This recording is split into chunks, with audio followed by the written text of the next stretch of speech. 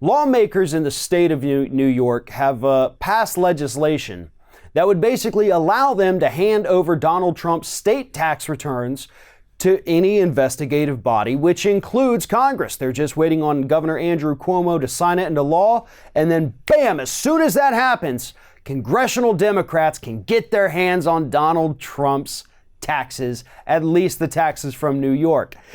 Except for the fact that Richard Neal, the Democratic chairman of the House Ways and Means Committee, has already told New York lawmakers, thanks but no thanks, not really interested in Donald Trump's tax returns anymore.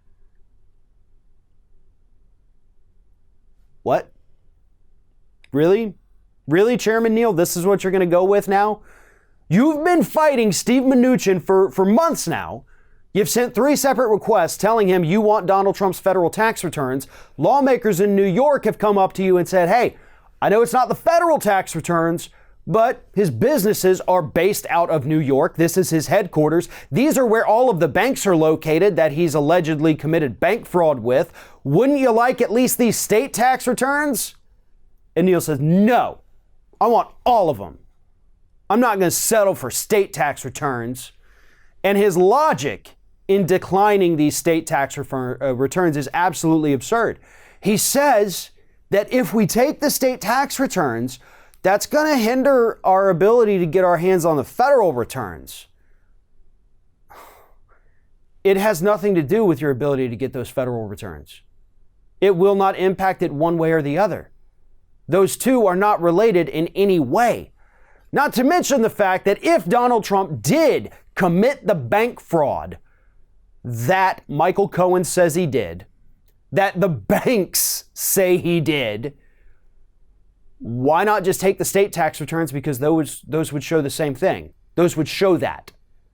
You could just do that, and then if you find something suspicious, that actually gives you more clearance to get your hands on the federal tax returns. You start at the baby step and then you work your way up. You don't automatically try to jump to the top floor when you're dealing with an administration that you know is going to obstruct you every step of the way. That's how this works, Chairman Neal. I thought somebody in your position would understand that and know that. These lawmakers in New York were actually trying to help, trying to get to a point to say, listen, may not be what you want, but it's probably got some things you want to see in it. But instead, just like Trump himself, because it's not exactly what you wanted, you're turning around and saying, no, I want all of it. I don't want some of it. This is insane, folks. And this is why Democrats are really not ever going to do anything about Donald Trump. We need to go ahead and get that out of our heads right now. We have to stop thinking that the Democrats who are actually in power in D.C., the ones who control whether or not we can go after Trump, they're not going to do it. You know, it's not like we have a bunch of Ted Lieu's or Ro Khanna's or AOC's or Tlaib's sitting in positions of power to make these things happen. Unfortunately, they're not the chair people of these committees that can get their hands on these documents. If they were, we'd be having a different conversation right now.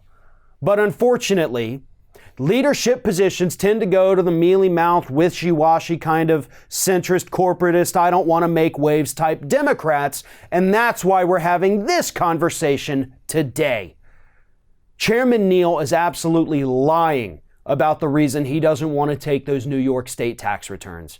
That is not true.